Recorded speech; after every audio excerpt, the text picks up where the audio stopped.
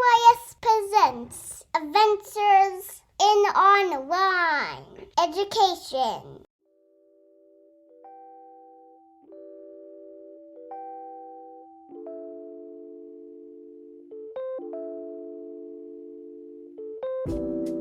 Hello, friends. You're listening to SYS Presents Adventures in Online Education. I'm your host, Natalie Conway. Thanks for being here.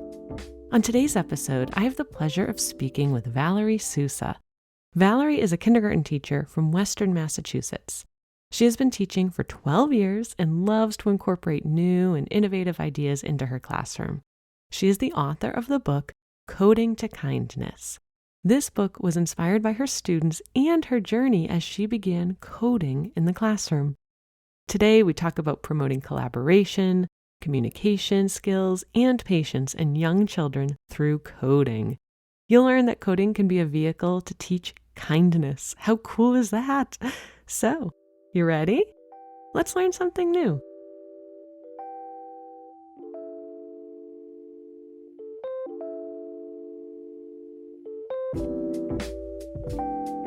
Valerie, thank you so much for being on the podcast today. I am so excited for folks to hear from you today, and I just really appreciate your time speaking with us. Thank you so much for having me. I'm really excited to share some of the things that I do in my kindergarten class, and I'm excited to talk with you today. Awesome. Well, let's dive right in. When I first heard about you, thanks to Twitter, of course, and started learning that kindergartners could learn coding, I was impressed, and I still am. So why did you choose to engage in that work, and how did your coding and kinder journey begin? Well, it's funny you say Twitter because I joined Twitter quite a few years ago, and I learned from so many educators.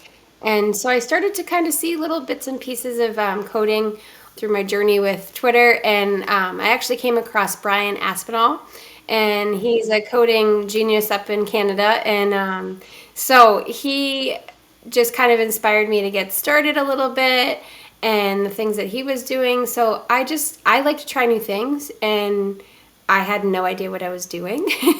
I'm not going to pretend like I was any expert, and I still am not, but I just kind of went for it. And how I got started initially was I asked my administration if I could do a Donors Choose.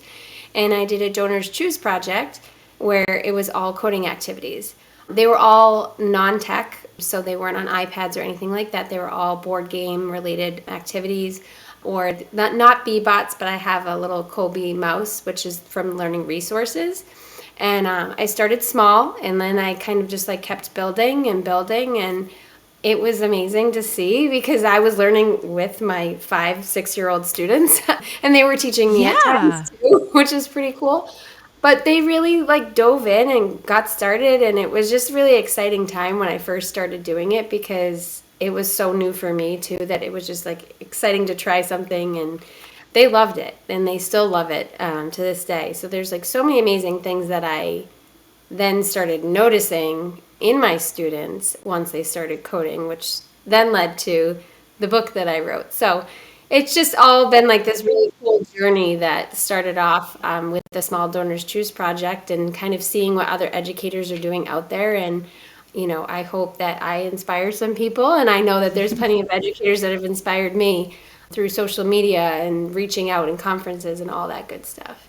Oh, for sure. I find that education Twitter or edu-Twitter is really a fabulous place to be. Learn so much. And all the Canadian educators, for those of you not in Canada, those of you in the States like Valerie and I are, it's awesome. We just learned so much from you and from one another. So Brian Aspinall, awesome. I'll put his name in our show notes as well, but he's a great resource. Tell me more about these board games or low-tech coding. How did you, I can't in my brain conceptualize coding without some kind of keypad or computer. So it's often funny because, people that think of coding, they think of programming and really intense stuff, and they think of the profession more than the steps. But when you think about coding, just like you think about in kindergarten, you're learning the alphabet, you're learning the symbol, you're learning the sound, and then you're putting it together. And eventually, over time, that leads to novels, that leads to major research papers, that leads to everything. So it builds.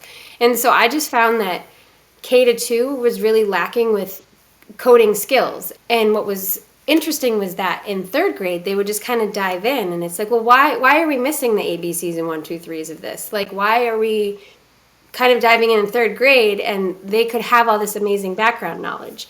So it's not necessarily that they're coding per se. What they're doing is they're more like sequencing events and sequencing things and learning about looping and learning about all those cool things that build. So it is very simplistic, but it is very advanced for 5 and 6-year-olds to be doing at the same time. So like, for example, if you were the robot and I was the programmer, I would have like one of the games is mat on the floor and I would put it on the rug and then they would have to do what the programmer told you to do, you know? And so they're just learning that, you know, all these iPads and technology around them, it's not just magic that happens because kids just can't really fully conceptualize that idea. And so they start to realize slowly, and of course it builds over time, but it's just, I think, a cool thing, you know. It doesn't have to just be 3rd through 5th or middle school or high school. Like, it can start younger. It just has to be very developmentally appropriate younger. Another one is like the mouse, like I said, and there's buttons on the top, forward, backwards, right, and left, and that you want to get the mouse to the cheese. But you set up different like obstacle courses kind of for the mouse where there's different pathways that the mouse can take, and they have to figure out directionality. They have to figure out how many steps they're going to, and they mess up all the time. And what's really cool about it and what I loved is that they mess up and they don't get frustrated. Like, they're just like, and they work together and they're building like a community while they're doing it. A lot of coding was very collaborative, which I loved. It's not like an isolated task. I never wanted it to be that way. So it was very group dynamic.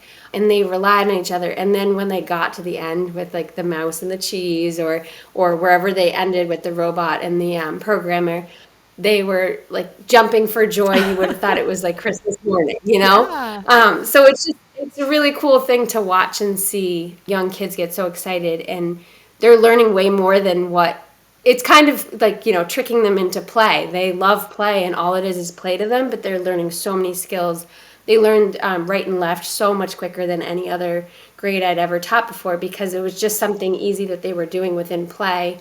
And they really spatially understood a lot more through practicing those skills. So it was cool to watch. That is so neat. We'll have links in the show notes too to these resources that you're referencing so folks can check them out too themselves. My kiddo is 5 and she likes playing with Botley. Botley, this little programming robot we got from the library. So you just never know where these resources are popping up now. And like you said, totally age appropriate and engaging them in that. But I love the idea of the human programmer and the human robot and that whole just getting what sequencing is, what looping is, those basics. And then the other, I guess, byproducts, right? Of, hey, they got right and left way quicker. That's fantastic. There's so much to it. My next question then is really for those listening who are working with young kiddos and especially working online, why should they start trying to incorporate these kind of coding activities in their curriculum? And where could they begin? So what are the benefits there? You sort of started to speak to that. Yeah, I mean, some of the benefits, like I said, are definitely like spatial reasoning and problem solving and like seeing right and, you know, learning right and left. But a huge part of it, what I saw was the collaboration piece, and a lot of it built into, it just genuinely and like authentically built into SEL and built into a lot of this social emotional like learning that needs to happen with young students. Because it's not, you know, students don't automatically know how to talk kindly to each other. They don't automatically know how to be patient with each other. It's modeled and learned and over time, and especially at our age, and really at any age, but True. Especially at our age, it's powerful to like, you know, learn those skills. And so I went into coding when I did the Donors Choose project more for, okay, this is something that's lacking like academically in my classroom, and I want them to have a better understanding of technology and the world around them.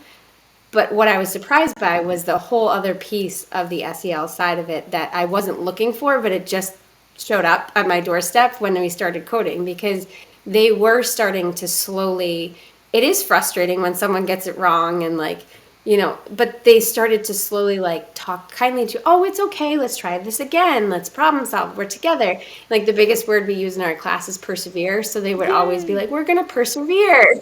And it was nice to see all those skills that are so, so important for especially kindergarten, which is what I teach. And so it just tied in so many ways. Math, we tied in math, we tied in community. So like, for example, I made a big grid on a table, and then we talked about like what makes a community, what's a great community, what do you need in a community. So we talked about, having a library, a school, a fire department, police department, all those important things. And so we built our town, and then I had them draw it on the grid, and then they brought the mouse through the town, but they had to then like code through East Long Meadow. So it was really cool to like, I felt like coding is great, but it also lends itself to so many other things that you can do to build in academic skills and, those standards that you need to follow, and like build it in a nice, like playful, fun way that kids enjoy. Absolutely. And I can see doing that as an online educator, using maybe Google Slides to help create the town with the kids, or a Google Doc even. And then in live class, being able to program the person or character, whoever, to get to where they needed to be in the town. That's really awesome. I love the idea of starting small like that as well, or incorporating it into math, or any of those other standards that just lend themselves to collaboration too, and having a discussion. Or that's fantastic. I love it. And you have given us such a gift because you've written a book about this. So we're going to take a quick break, and when we come back from the break, we're going to dive a bit more into that, so teachers get a little taste of what else they could possibly be doing with coding with their young students online. Stay tuned.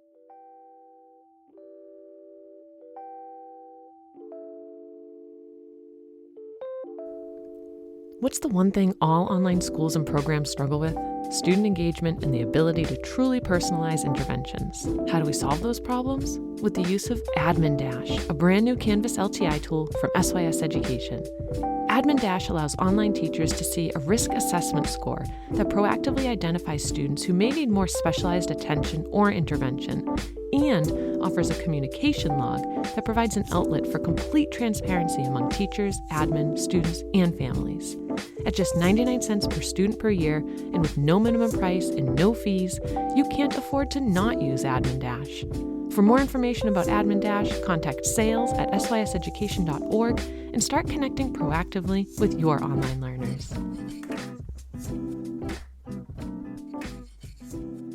Welcome back, online educators. I am speaking with Valerie Sousa. She is a kindergarten teacher in Massachusetts who is teaching us about coding with kindergartners. And it is amazing. She's talked a lot so far about how we can take small steps and really just get some of the basics down using really low-tech options. And now we're going to go a little bit more into her book, Coding for Kindness. It is both a book and it's your classroom experience, like you've talked about. Valerie, how do SEL and coding work together in the classroom? How does that come to be?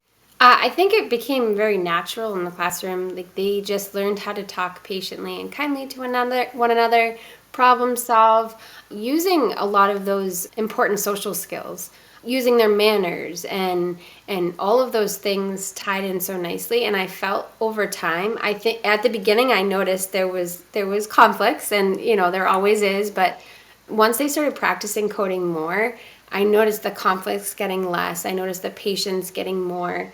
And I noticed just a really tight collaboration happening between the students. That was so cool to just watch and see, and not really expect all that to happen, but it was all great stuff that benefited our classroom environment. So it was awesome to see, and that's kind of what inspired me to the book. So I wanted to incorporate all those important skills, but also incorporate coding. And so then I thought of the idea of Coding to Kindness, and it's been out for almost 2 years now, which is crazy. Awesome. But yeah. I love when educators write books, because you write from the perspective that we understand and that we know is authentic, and it's so important. And so much of what we do in school, especially at elementary and particularly in kindergarten, is teaching kids how to be in a group or social setting that is not their home, right? Like this is how you act within your family dynamic or whatever your home or neighborhood community feels like. And then here's a different part of our community. Here's our school community, our classroom, our school as a whole, all of that. It's really different. And the values kids are bringing might be different as well. And their norms might be different. And that's fine. It's managing all of those and coming up with a collective culture that looks a little different year to year, I'm sure. But that core of kindness, that is so universal, across the US, across the world, I would hope, that we're teaching kids to treat one another the way we want to be treated and to treat one another with kindness. And the fact that you can use coding as a vehicle to teach that is really cool. Kids could join 4-H and learn that. They could join a mountain biking club and learn that, or they could just be in your classroom learning to code and learn that too. So tell us more about the book. What kind of information is in this book? Who should read it? Why are they picking it up? So the book, I wanted to incorporate, it was important to me to have 3 characters that were female. I also find that often coding is not, I think it's getting better. And I just really love like women in STEM, and I've always been really inspired by that. And I just think it's male dominated in some ways, especially as, the older in the profession of coding and programming.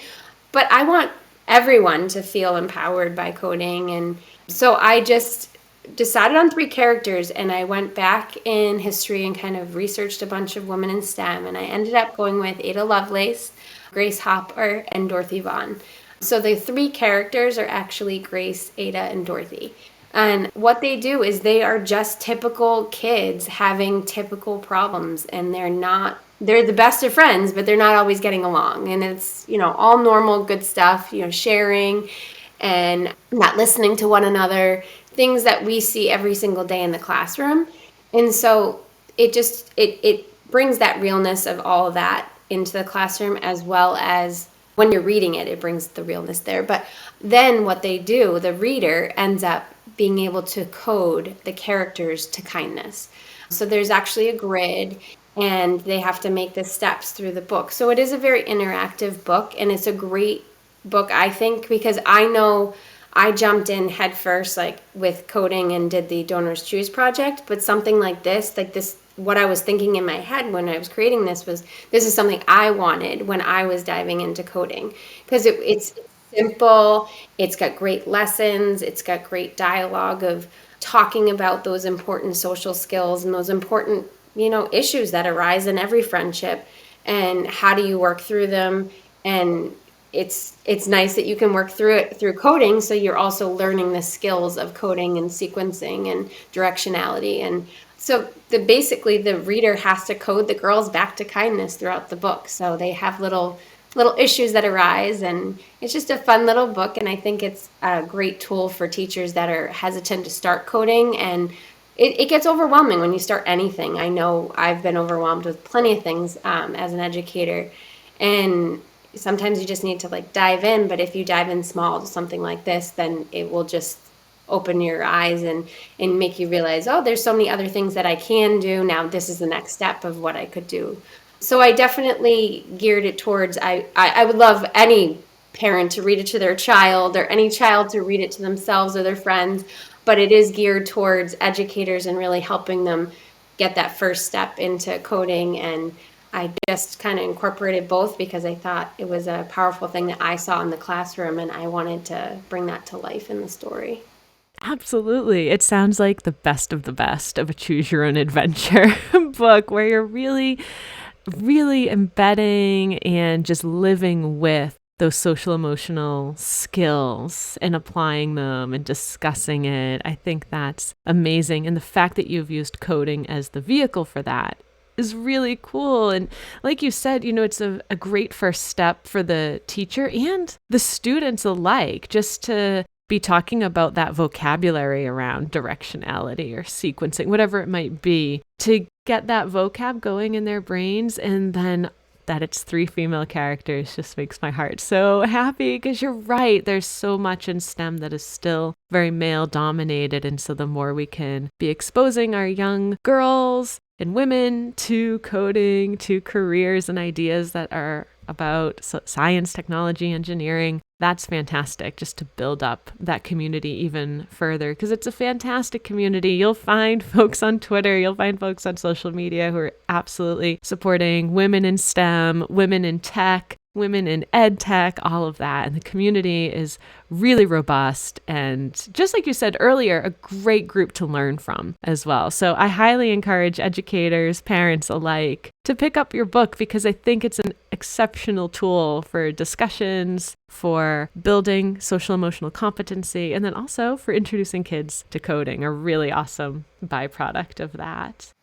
Yeah, and it has great questions. It has guided questions in it that, you don't have to come up with them on your own, because I know sometimes it's hard as a teacher to you're in the midst of all of it, and so there's a lot of questions, and then there's background knowledge and information about the actual real people, Grace Hopper, Dorothy Vaughan, and Ada Lovelace. So Fantastic. So I'm just thinking of all the standards this would correlate to as yeah. well. Teachers could just insert this as they wish. I love that.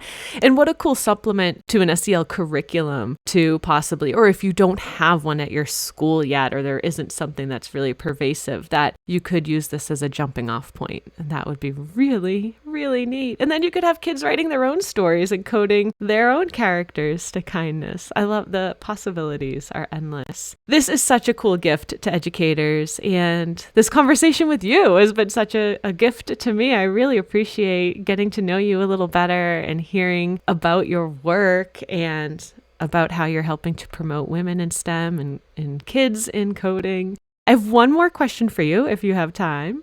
Absolutely.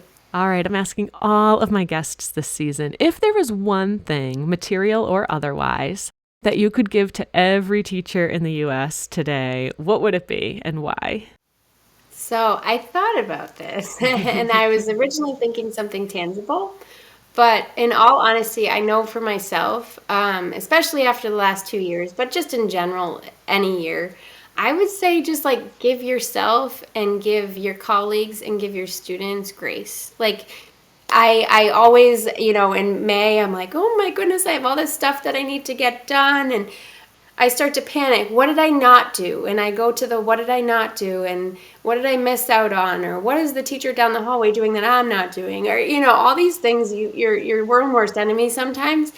And I feel like sometimes that's like the same thing with parenting as well. But True.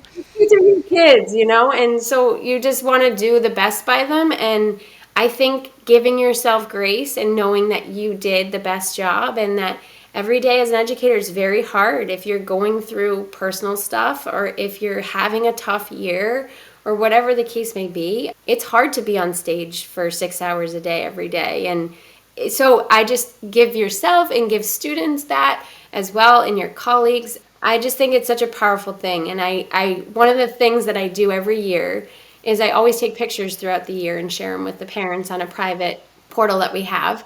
And I go back and I look through every picture, and I'm like, I did do a lot. Like, you forget all these little things that you did, and you forget the little smiles and those moments and everything. And so I think that's helpful to me as an educator, is to kind of go back through pictures and reflect on the year.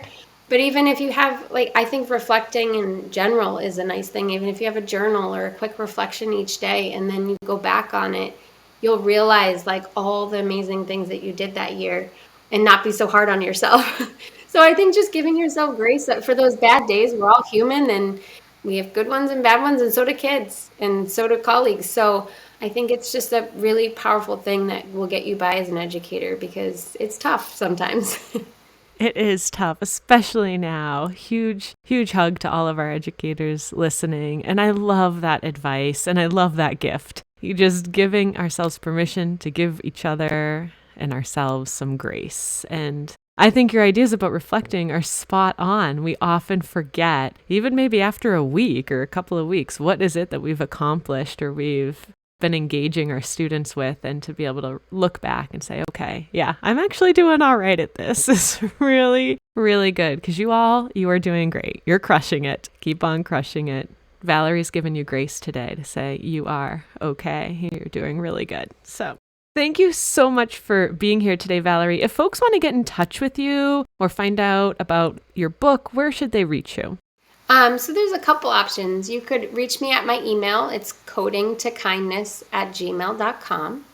I also have a website, and it's important to note on the website too that there's activities, both digital and paper pencil activities that students can do that go along with the book. So there's a lot of activities related to the book, but then there's also some coding ideas that you can do, and you don't have to go and spend a ton of money. There's like a free program, for instance, Scratch Junior, that's wonderful, the kids love. Sidewalk chalk goes a long way, just different things that you could do you could purchase items, or you could also just find items for very cheap or free. And it just gives you some ideas and background to the book and everything on the website. And that's ValerieSousaAuthor.com. And then you can find me on Twitter at ValerieSousa7. And then Instagram is Valerie_Sousa. So it's pretty easy if you know my name. If you can Google, you can find Valerie Sousa, and you will. Awesome. Thank you so much for talking to us today, for inspiring us, for uplifting us, and reminding us that all the work we're doing is really helping to lead kids to kindness. So that is huge. Thank you so much for your time today, Valerie. Thank you for having me. It was great talking to you. I love chatting about this, so this is awesome. Same. Thank you again. Thanks for listening to this episode of SYS Presents Adventures in Online Education. Special thanks to my guest today, Valerie Sousa. Valerie taught us that even kindergartners can learn to code, and that coding can be a great way to teach social emotional skills all kids need. She also reminded us to give ourselves and our students grace as we learn and try new things. If you liked what you heard today, please hit subscribe and give us a 5-star rating. Want to connect? On Twitter, you can follow the show at SYS Presents. We love hearing from you. If you're interested in finding out more about SYS Education and our products and services, head on over to syseducation.org. Lastly, this podcast wouldn't be possible without our exceptional team at SYS Education, including our dream team of sound engineer Natalie Farrell, graphic designer and social media and website manager Lexi Warren, and producer Bo Neal. Thanks for listening today, and remember, we can learn new things.